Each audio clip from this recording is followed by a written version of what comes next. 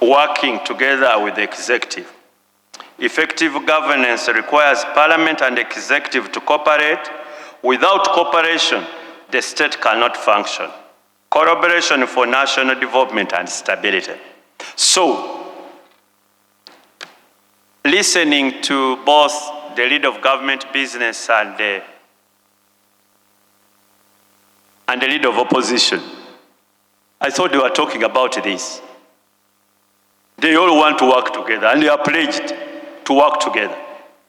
Reason, because of this. And that's why I want them both to, their officers, to walk on the talk. Your rivals, one is a leader of opposition in Parliament, one is leader of government business, but the responsibility is to have this institution of state parliament to deliver on its mandate. So you have to work together, you have got to cooperate. I'm going to give you a vivid example. And I'm sure that's why I was invited. I shadowed 3 attorney generals. I don't know, I think 3.5 attorney generals. I shadowed, let his soul rest in peace, Professor Dr. Kidu Makubuya. He was the attorney general when I was shadow attorney general. The late Nyombi, he was a shadow attorney general when I was shadow. I refused to be called the shadow at that time. I used to call myself the other attorney general. And I shadowed, I've seen the Honorable Frederick Hindi, Member of Parliament in Akau. Ah, there he is. These are realities. I shadowed him. So, we had the most contentious bill, one of those most contentious in the history of Parliament, Public Order Management Bill. It was hot in papers. It was hot in Parliament. The Right Honorable Rugunda was the Prime Minister. They said, how do we diffuse this tension? So, the Right Honorable Wafula Ogut was the leader of opposition.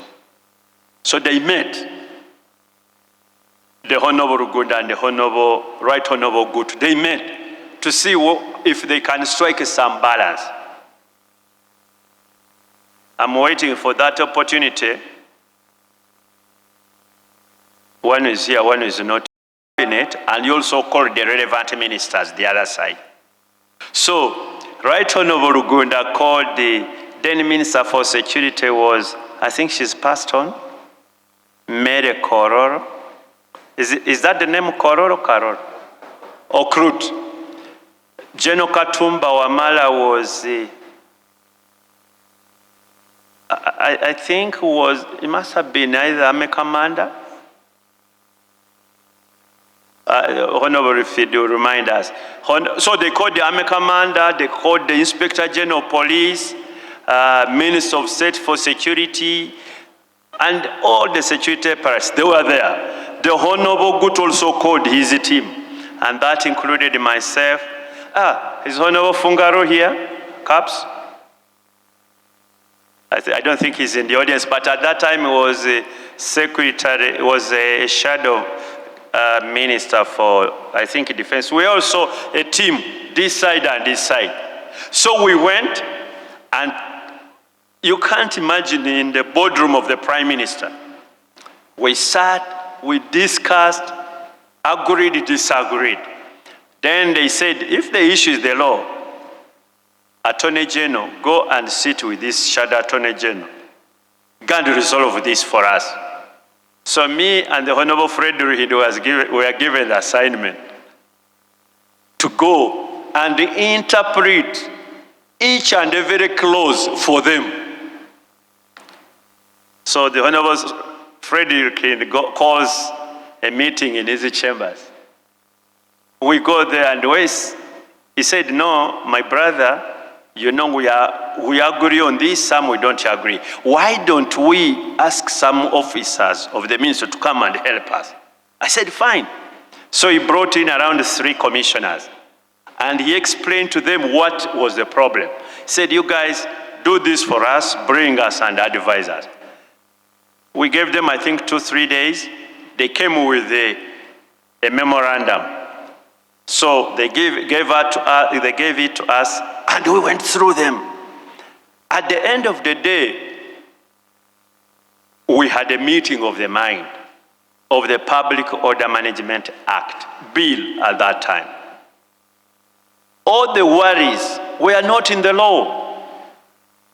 I repeat, all the worries of the Public Order Management Bill, which eventually came Act, were not in the law.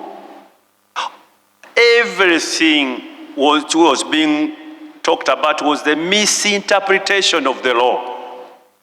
A situation which some continues up today. Because me, as the Attorney General and the Shadow Attorney General, we signed a joint advice. Unprecedented, it has never happened. And I don't know whether we've had any other since that time. Where you've got the Attorney General and the Shadow Attorney General signing a joint interpretation of the law.